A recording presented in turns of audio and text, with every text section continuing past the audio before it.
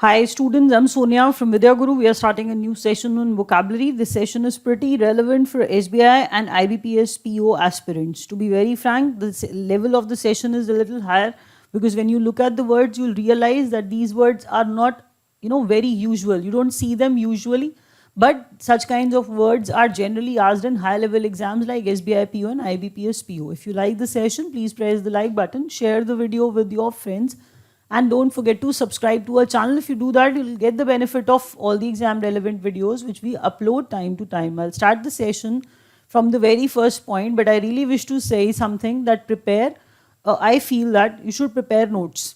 If you don't do that, maintain a separate notebook or a register to write down, to jot down, to add all the words which you generally learn, not from me, from any other source. If you yourself read, if you attend some lectures, whatever happens, please maintain a separate vocabulary notebook so that you can, at the end, you can revise that notebook. That is going to be beneficial for the exam, for your exam preparation, believe me. So we'll start from the very first point. It is yonder. The first word is yonder. As you can see that the similar word is yawn. That yawn is here. If somebody tells you that often is a word and oft is also a word, you can make out that these words are obviously related. Often, oft, they're related.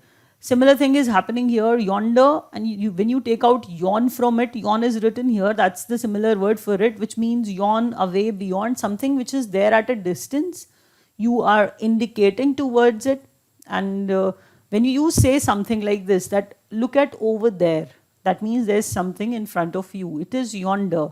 When you take an example, that way you'll be able to learn it. You'll be able to keep it in your mind. If you look yonder, you will see the skyline, our great hustling and bustling city. You need to understand when we talk about skyline, skyline is a kind of image or shape which is actually made by the large or huge infra or huge structures which are there. Like I can refer to such buildings which are very high, so they prepare a sort of shape, that skyline. First thing, and the second thing is that hustling, bustling, that's busy, that's full of noise, that is something exciting, that is hustling and bustling city. So hustling and bustling city, great hustling and bustling city, somebody is pointing out towards the shapes of skyline, which refers to skyline basically. So if you look yonder, if you look there, if you look far, if you look beyond, you will see what you will see. You will see our city. Which city are we referring to? The great city, the great hustling, bustling city, and you will get to see the skyline. Skyline, the shapes will be visible from there. So yonder means look away, away, beyond, which is something which is at a distance. That is yonder. The next question is junket. Junket word means party. Junket means celebration, a kind of journey, a kind of excursion, but that's on the public expense. A person, an official who's doing it, that person is not spending money from his own pocket. That person is taking it, that person is spending it from the public expense. So a trip taken by an official at the public expense, that is junket. You can call it a trip, you can call it a celebration, you can call it party, whatever you may call it, but you will realize that something which is happening at public expense, that is junket. The naval officer took frequent junkets along with his family and friends for sightseeing at exotic locales. See, when we talk about exotic, it is the opposite of indigenous that you need to understand here. It is in the combination, that is X, which actually means something belongs to outside. Outside, exit, external, exterior. So all the words have same sort of meanings where they actually tell you exodus, exonerate. Such words tell you, inform you that X means out, something which is outside. So exotic, the exotic locales, that means we are trying to say that exotic locations, exotic places.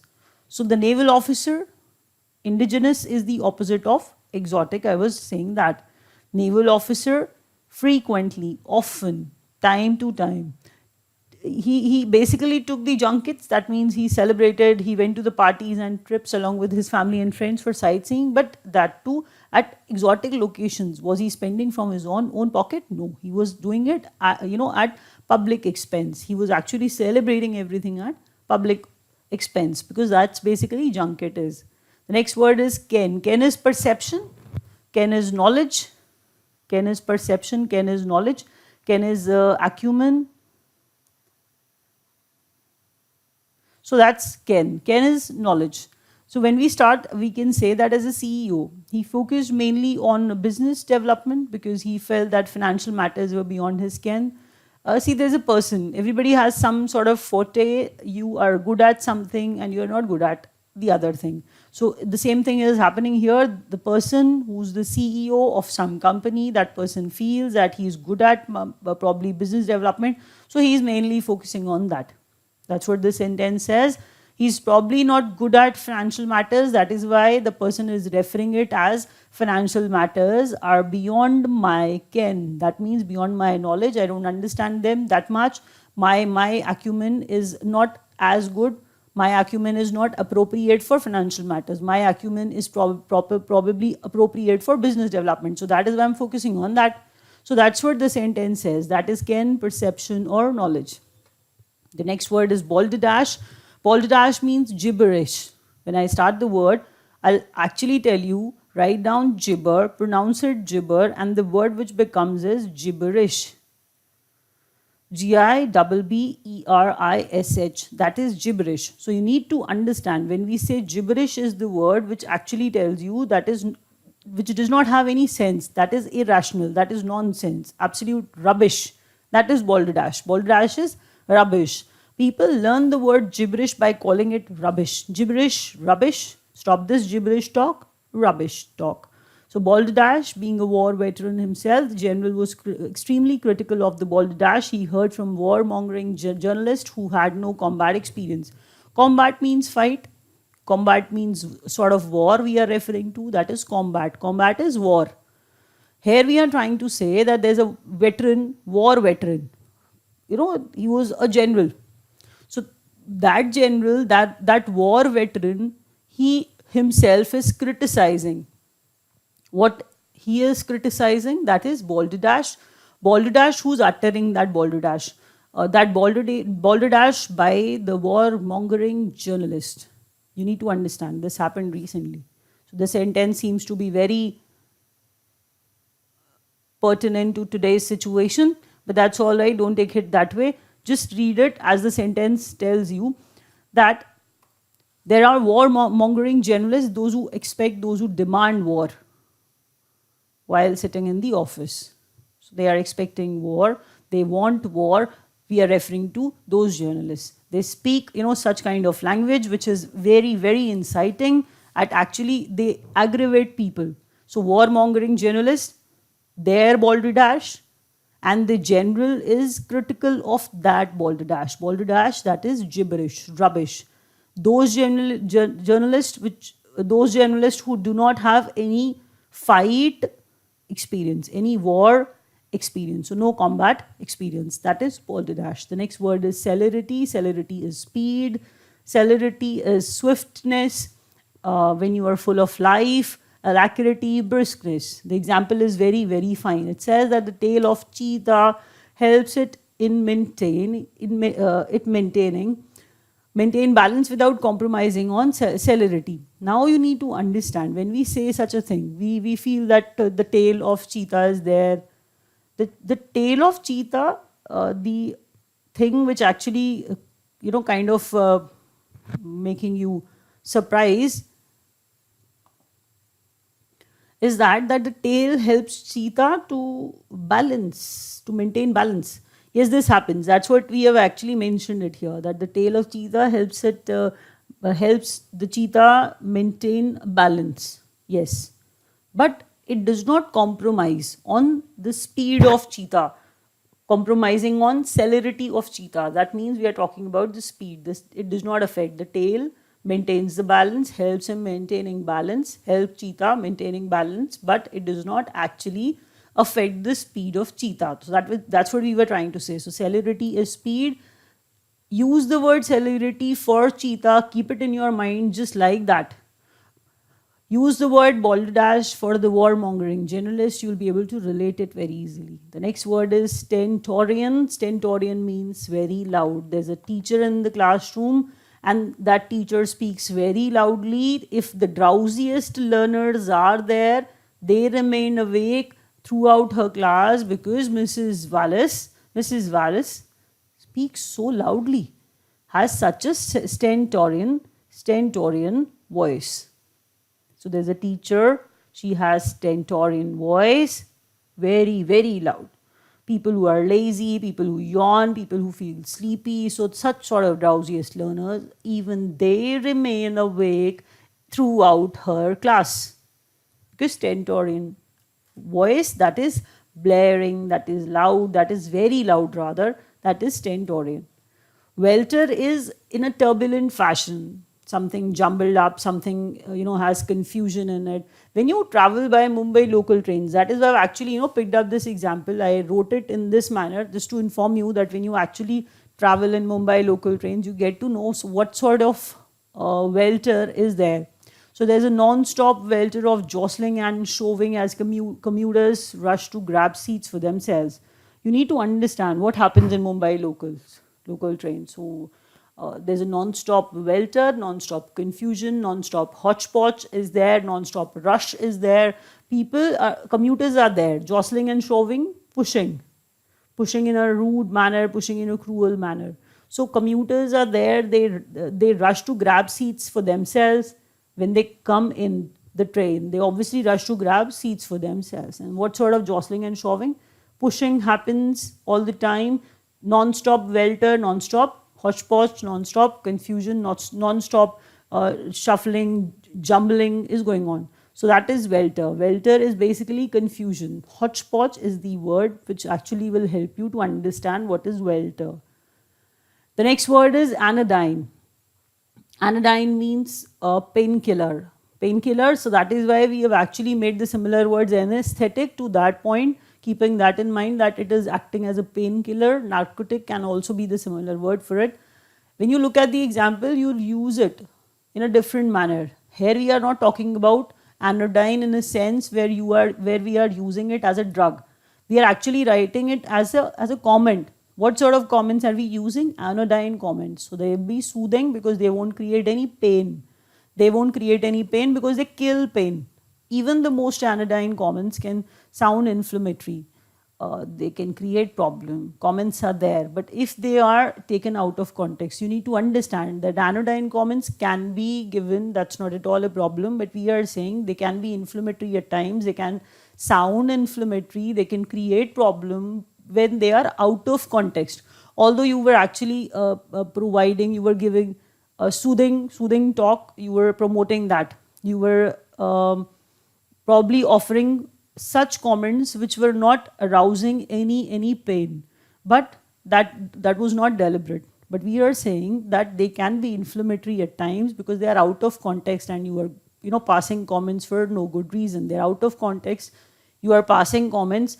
So such anodyne comments can be inflammatory, can sound inflammatory. So anodyne is which kills pain. So painkiller, that is anodyne. The next word is panegyric. Panegyric is the word which means a public speech or published text in praise of someone or something. Panegyric is basically refers to something which is entirely, completely, wholly, talks about the praise. Something is written for someone, appreciating someone. So that sort of word is panegyric. When we look at the example, we'll be able to understand it very easily. Praise someone is panegyric. Historians have written countless panegyrics on Pandit Nehru's stellar role in Indian freedom struggle. You need to understand historians, those who were writing about history, those who were talking about history, historians, they've written countless panegyrics, as in they used to praise a lot. Pandit Nehru was praised a lot. That happened because he stayed so many years. He stayed for so many years in prison. So many years of his life, he spent half of his life, it is generally said that he has spent most of the years in jail, in prison.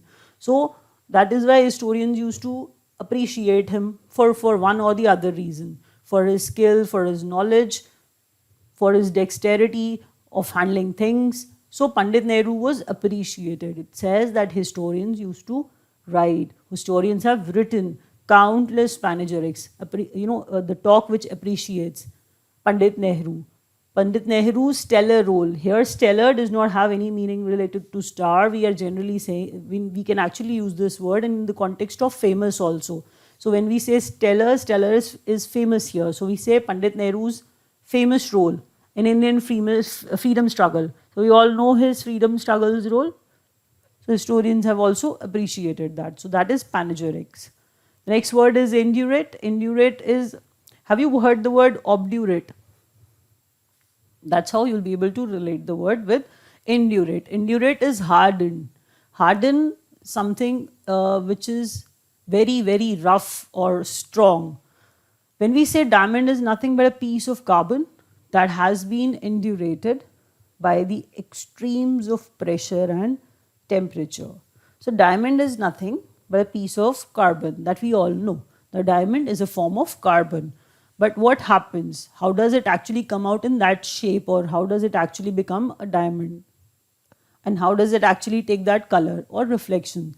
So that has been indurated by the extremes of pressure and temperature. That happens because of extreme pressure, extreme temperature has been indurated. Indurated by, indurated, that means something hard happens to it, something hard is done to it.